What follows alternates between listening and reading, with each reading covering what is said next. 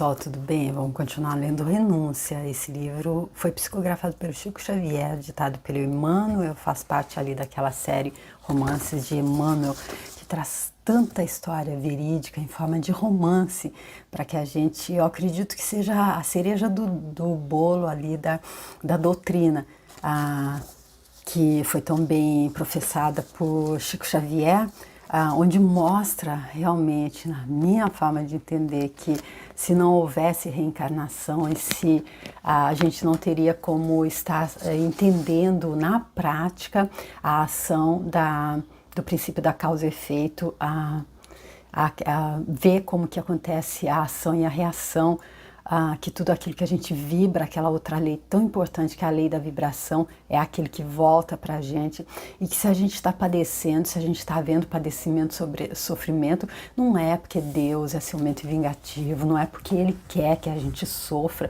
para provar que gosta dele, que assim nós seremos salvos no final. Minha forma de entender é que é exatamente porque Deus é puro amor e bondade e nos dá todas as oportunidades possíveis para que a gente possa entender e voltar para a luz, porque quando a gente age contra quem quer ou o que quer que seja, pensando apenas no nosso umbigo, a gente está todo envolto na sombra, minha forma de entender. E aí Deus quer que a gente volte para Ele totalmente iluminado, como nós somos, seres infinitos divinos que somos. E então nós estamos agora começando o terceiro capítulo dessa segunda parte do livro, e no vídeo anterior, então, nós vimos aquele segundo capítulo em que conta tudo que aconteceu ali quando a família da Madalena, mãe da Alcione, voltou então ali de Ávila, na Espanha, para Paris, na França. E foi ali então que a Madalena, que já estava até um pouco melhor ali das sequelas da varíola que ela pegou quando ainda na França, em Paris, quando ela morava ali ainda jovem, grávida da Alcione, ou seja, a Alcione está com 19, então há quase 20 anos, ou ela deve estar agora com 20 a 20 anos, e então ela teve aquela sequela e ficou sem poder andar. Mas quando chegou ali em Ávila, ela até que estava se movimentando bem melhor. Mas desde que voltou para Paris, ela voltou a sentir as dores e ficou acamada. Não pôde mais se movimentar. E nesse capítulo, nós vimos que o médico que veio vê-la disse a Alcione que então ela estava, o mal tinha subido para os joelhos, ela estava completamente acometida da paralisia e que ela não tinha muito tempo de vida. O que aconteceu também nesse capítulo foi que a Alcione reencontrou o pai dela, o Cirilo, mas ambos não sabem, pois o primeiro encontro se deu ali às portas da Catedral de Notre Dame, onde a Alcione estava fazendo um concerto, ela e o irmão adotivo dela, que é a reencarnação do Antero. Eles estavam ali, então, o Rob estavam ali cantando, ele tocando e ela cantando, e aí o carro do pai dela, com a Susana, estava passando e ele parou ali, então, para estar ouvindo, pediu que ela cantasse uma música especial para ele, ela o fez, e aí então ela voltou, ele deu uma grande quantia de dinheiro para ela, que resolveu os problemas financeiros que ela tinha naquele momento. E ali então o casal, o Cirilo e a Susana, tem uma filha, a Beatriz, que conta com 12 anos, e ela precisa de alguém ali do lado dela, que sirva como governanta e educadora. E aí o padre Guilherme, um amigo do padre Damiano, indicou a Alcione para esse cargo, e ela foi aceita, mas muito bem recebida pela menina Beatriz, o pai, o Cirilo, e pelo tio do Cirilo, o Jacques Davenport, que mora com eles também. Eles todos a receberam muito bem, exceto a Susana, porque a Susana sabe que a Madalena não está morta, e a aparência da Alcione, que o Jacques Davenport disse que era exatamente a cara da Madalena, ela sabe que deve ser sim, pois a Madalena estava grávida quando ela inventou toda aquela história de que ela tinha morrido ali no surto de varíola. E aí então ela não aceitou a Alcione, não queria que ela ficasse, mas diante da resistência de todos os outros que eram a favor, ela teve que dar o braço a torcer. E aí o padre Damiano foi descobrindo tudo nesse capítulo, foi juntando as pontas, foi puxando, juntando as pontas e entendeu o que foi tramado, a trama feita pela Susana e o Antero para separar então Cirilo e Madalena, que a gente sabe está tudo nas páginas anteriores desse livro. Se você estiver vendo esse pela primeira vez, eu deixo os outros aqui na playlist para você ver, tá bom? E então esse capítulo que terminou então dessa forma. O padre Damiano estava ali conversando com Alcione e dizendo que era injusto deixar um crime tão hediondo desse, que foi então toda essa trama diabólica traçada pelo Antero e pela Susana, passar batido. E a Alcione disse não, em outras palavras, nada passa batido, pois quem está no comando é Deus, e Deus é justo. Então tudo aquilo que a gente planta, a gente colhe, toda a taça de fel que a gente serve, a gente sorve. Então aí terminou dessa forma. O padre disse, emocionado, estas ideias devem fluir do céu para o teu coração purificado, porque ela explicou essa parte aqui que eu acredito que deve ser lida novamente, que em todos os atos da vida, Jesus Cristo, e até nos derradeiros instantes da cruz, ele foi conduzido ao madeiro entre dois ladrões, nos quais devemos enxergar dois doentes do mundo. Bastou que um deles mostrasse o desejo sincero de melhorar-se, recobrando a saúde, e o Senhor lhe prometeu o paraíso. E antes ela disse que todos aqueles, ela disse, tenho agora a convicção de que o mestre encarou os romanos como pessoas atacadas pela moléstia da ambição e da tirania, os judeus como enfermos da vaidade e do egoísmo destruidores, e de certo terá visto em Judas um companheiro dementado, tanto quanto em Pilatos, um irmão perseguido pela doença do medo. Assim, então, ela mostrando que não, ninguém é malvado, como está ali no livro Boa Nova. A nossa essência é divina, então só pode ser absolutamente boa. Então, se nós estamos fazendo coisas como os romanos, os judeus, Judas ali e o ladrão que estava do lado dele ali, é porque a gente está perdido na ilusão da sombra, a gente está esquecido de quem nós somos. E aí ela traz tudo isso para ele e ele disse que então ela deve estar recebendo essa inspiração do céu, e ela termina dessa forma. Damiano agradeceu com um olhar de júbilo íntimo e, dividido a mocidade entre o palacete do pai e a humilde casinha materna, Alcione Villamil, em árdua tarefa, rogava a Jesus não a abandonasse na dolorosa missão. Qual é a missão dela? A missão dela é mostrar como, na prática, mais uma vez, Jesus Cristo trouxe tudo, passou toda a lição, mas a gente não entendeu direito, eu não entendi direito. Então ele manda professores, como Chico Xavier, como Alcione, pessoas que não precisam mais encarnar aqui, porque não tem mais que passar por esse local onde há chores e ranger de dentes, como ele próprio disse, mas sim, a não ser para nos mostrar como é na prática, viver o que Jesus Cristo veio nos ensinar. Tá bom? Então foi esse aí o resumo do segundo capítulo. Agora a gente entra no terceiro capítulo, Testemunhos de Fé. E eu peço a Jesus Cristo que me abençoe a minha leitura para que ela seja fluida, os meus comentários para que eles sejam pertinentes, e te abençoe que está assistindo, para que você possa sentir esse livro como o Emmanuel aconselhou e possa encontrar o bálsamo que ele traz. E que todos nós possamos ser sábios, vendo aqui os erros que eles cometendo, a gente não precisa repetir mesmo. A gente não tenha nenhuma dúvida de que o princípio da causa e efeito, ele é absoluto e ele nos rege a todos, ninguém escapa. Então, bora lá, terceiro capítulo, Testemunhos de Fé. Impressionado com a argumentação do velho Gordon e cedendo à insistência da família, Cirilo Davenport havia desposado a prima em segundas núpcias, entre caridosas alegrias dos amigos e afeiçoados da Nova Irlanda, passando a residir em companhia de Jacques, que assim o exigira, visando a alguma consolação no deserto de sua viuvez.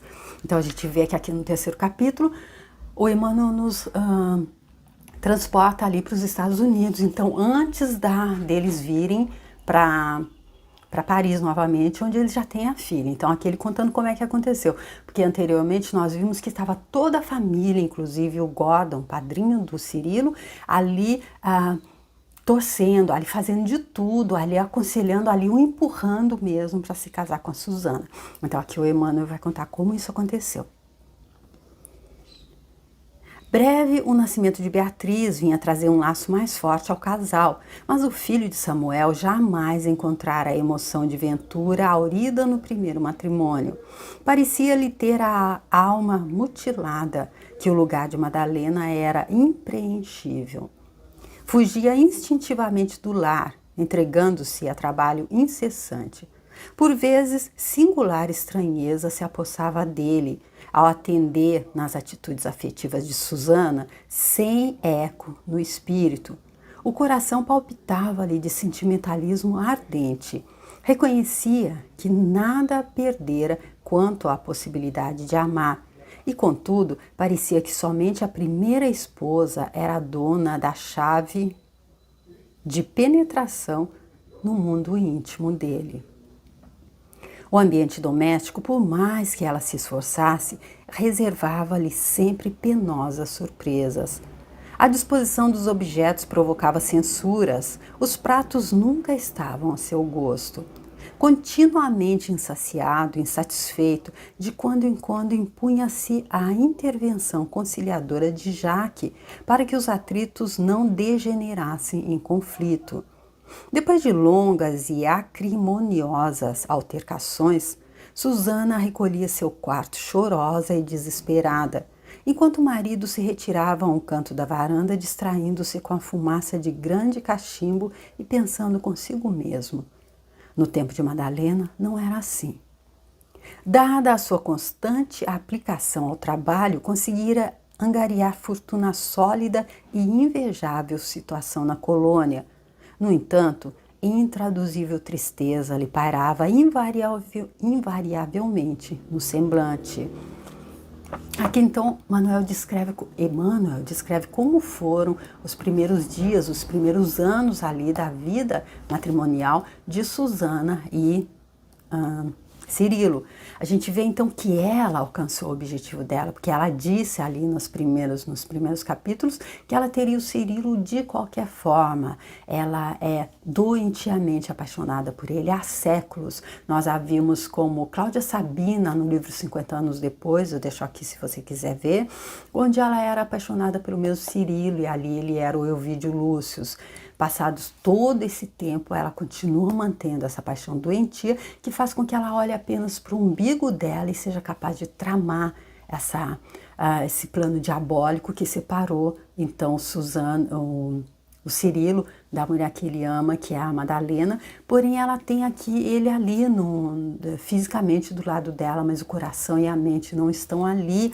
Ele chega até a estar ali se brigando com ela por causa da disposição dos móveis, a forma como ela coloca a mesa, coisa que um homem, nem a maioria, eu acredito, não presta atenção nesses detalhes, especialmente se quem tiver feito foi a mulher amada dele, não é?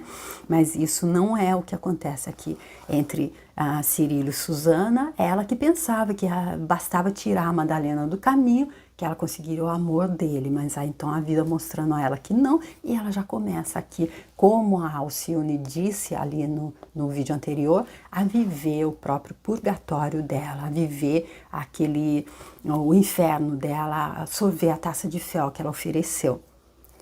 E é preciso até a interferência do tio dele para que eles não partam realmente para brigas mais sérias. E aí então ele se voltou ali para o trabalho e com isso conseguiu angariar toda essa fortuna. Apenas a filha, pela profunda afinidade espiritual manifestada, conseguira atenuar os sofrimentos que o atormentavam. Desde que Beatriz atingira os 5 anos, estabelecera-se entre pai e filha um apego cada vez mais forte. A menina parecia singularmente distanciada da genitora, que em vão se esforçava por insinuar-se à estima dela. As ansiedades e dedicações de Susana se tornavam inúteis. A atitude paternal de Cirilo, plasmando a alma da filhinha, absolutamente de acordo com seus pensamentos, dificultava a atuação materna. Olha aqui mais uma providência divina. A filha a detesta, alguma coisa ali do passado, elas já viveram juntas, não é à toa. Então, e ele, como tem toda essa proximidade com ela, o que ele vai fazer mesmo? Ele vai moldá-la de acordo com os pensamentos dele. Ele gosta da Susana, assim? Não, ele detesta também. Então, sem jamais conseguir uma harmonia perfeita com a segunda esposa, o filho de Samuel parecia vingar-se do destino, subtraindo a pequenina à sua influência e dando ensejo a que Beatriz se desenvolvesse entre caprichos de toda a sorte. Ou seja, ele também sabia, ela armou essa armadilha, inconscientemente ele sabe que a Madalena está viva e também ele sabe, todo mundo forçou, ele foi forçado a casar com ela, então que se a filha dela, que se ele puder se vingar do destino, pelo menos a filha não vai gostar dela, não é? Em breve tempo, Susana não tinha nenhuma autoridade sobre a filha, que só obedecia ao pai. No íntimo, a prima de Cirilo sentia-se qual ré que, não obstante resguardada da justiça humana, resgatava duramente o crime praticado. Olha só. Ainda que a justiça humana não saiba, ninguém sabe o que foi que ela fez, olha, ela já está resgatando, ela já está vivendo, ela já está experienciando o efeito da causa que ela criou, da escolha, por causa da escolha que ela fez. Não encontrar a felicidade esperada em seu criminoso sonho. Os momentos raros de alegria conjugal eram pagos multiplicadamente em angústias martirizantes, pelo que costumava comparar sua aventura a uma gota de vinho numa taça de fel. Olha aí. Ela que pensava que ia ser um sonho de amor, ela que é doentiamente apaixonada por ele, ela que não entendeu que ela deve sublimar esse amor, porque ele e a Madalena são almas afins, ela não pode separar isso, ela não tem como mudar isso. Aí então aqui ela está começando a absorver a taça de fel que ela ofereceu. A aventura, tudo isso que ela pensou, esse sonho se tornou pesadelo, ela está vendo que é uma gota de vinho numa taça de fel. Além do mais, os remorsos perseguiam-na implacáveis, e é isso que eu acho que mata, que machuca mais. É quando a própria consciência diz, mas olha o que você fez. É a consciência que traz o remorso, que traz o arrependimento. E é isso que eu acredito que seja a maior paga que pode acontecer nessa realidade.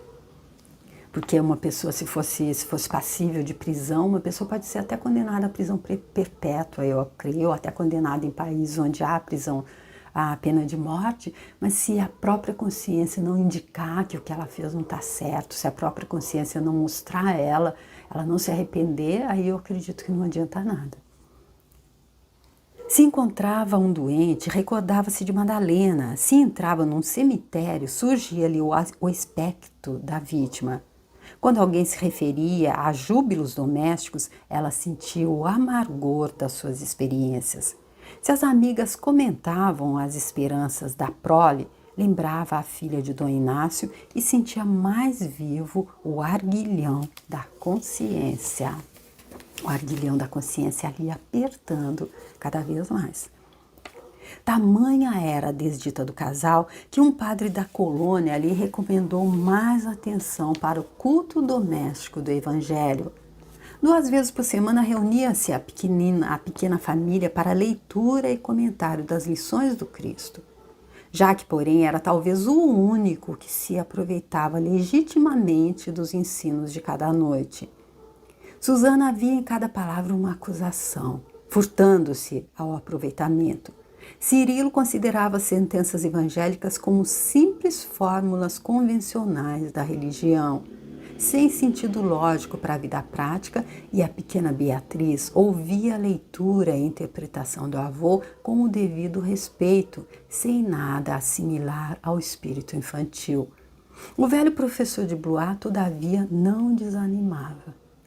E olha aqui a diferença da preparação de cada alma. A gente viu que quando o culto doméstico do Evangelho era feito ali pelo padre Damiano na casa da Madalena, a Alcione também era uma menina muito jovem aqui, como a Beatriz. E ela não só aproveitava, como ela trazia, ela reforçava ali tudo, todas as lições do Evangelho. E aqui a Susana sente que cada lição ali está recriminando ela.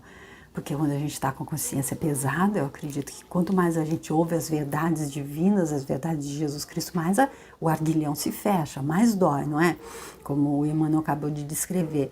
E o Cirilo também, ele estava ali como simples, considerava que isso eram simples fórmulas, porque afinal, o que ele está vivendo ali, o que ele está atravessando. E aí só o velho professor de Blois, todavia, não desanimava. Quando a pequena manifestou os primeiros sintomas da enfermidade nervosa que a acabrunhava, os pais, como loucos, deliberaram transferir-se temporariamente ao velho mundo em busca de recursos médicos. Debalde, Susana insistiu para se fixarem na Inglaterra. E por que ela queria? Ela que era de origem irlandesa, mas que morava antes de ir para os Estados Unidos, ali na França, em Blois. Porque ela queria se fixar na Inglaterra. Porque pelo menos a Inglaterra ficava um pouco distante ali de onde foi o local onde ela armou toda a trama diabólica dela, que destruiu a vida do Cirilo, como ela está vendo. Então, já imaginou se ele descobrisse? E nós vimos já no vídeo anterior, no capítulo anterior, que isto está prestes a acontecer. Cirilo foi inflexível. Ficariam em França. Uma vez forçado a viver na Europa, preferia Paris, onde se sentia identificado com suas antigas recordações.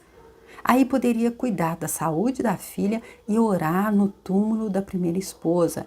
E não houve como demovê-lo dessa resolução. Assim, regressou ao velho continente o reduzido grupo familiar sem prazo pré-fixado de regresso, sendo que Cirilo, aproveitando a oportunidade, poderia centralizar a representação de vasta zona do Connecticut para o comércio do fumo, florentíssimo então. Então ele que era comerciante de fumo ali, então podia então centralizar essa representação para o comércio ali de Paris. Ele que era o representante fabricante ali nos Estados Unidos. Perdurava a mesma angustiosa situação para os Davenport em Paris quando Alcione lhes entrou em casa. Casa rica de recursos financeiros, mas pobre de alegria e de paz. Aquela história do pobre menino rico, não é? Perdurava a mesma angustiosa situação para os Davenport em Paris quando Alcione lhes entrou em casa. Jacques e o sobrinho exultavam com a chegada da jovem, tão parecida com a morta inesquecível e pelas suas maneiras carinhosas e cativantes. Beatriz parecia encontrar na companhia dela um medicamento indispensável. As longas conversações com a governanta, desvelada, pouco a pouco lhe modificavam as atitudes. Susana, entretanto, teve agravado o seu íntimo mal-estar com a presença de Alcione. Não conseguia sofrear a onda de ciúme e egoísmo que a empolgava. Então, apesar dela já estar sofrendo ali os reflexos daquilo que a consciência dela está mostrando que ela fez, como o Emmanuel acabou de mostrar aqui nas linhas anteriores, ela continua, ela não conseguia sofrer a onda de ciúme e egoísmo, porque até, quem sabe, não é a vida dando mais uma oportunidade a ela, olha, aí apareceu a filha da Madalena, olha, a Madalena está viva, olha, ainda dá tempo para você mesma confessar o seu crime. Eles já perderam todo esse tempo de vida, mas quem sabe para a sua alma, para você, para a sua consciência. Mas não, ela mantém a onda de ciúme e egoísmo que a empolgava. Muitas circunstâncias cooperavam para isso. Não tolerava a menina simples e amável pelos seus traços idênticos aos da rival que eliminara do caminho. Além de tudo, aquelas atenções que Cirilo lhe dispensava doíam-lhe penosamente no coração inculto.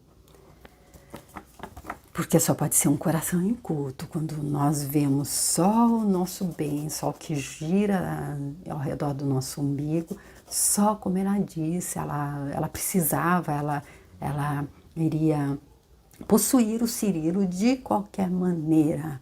Ainda mesmo que ele não quer, ele está todo triste, ela tivesse que acabar com qualquer possibilidade de felicidade dela, ela o queria do lado dela. Eu acho que enquanto a gente pensa dessa forma é porque o nosso coração, que não é mau, ele é inculto. Complicando a questão, o velho pai, bem como a filhinha, adoravam a jovem serva, manifestando-lhe extremo carinho.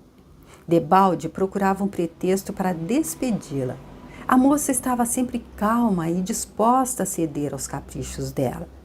Aquela suave humildade causava-lhe irritação.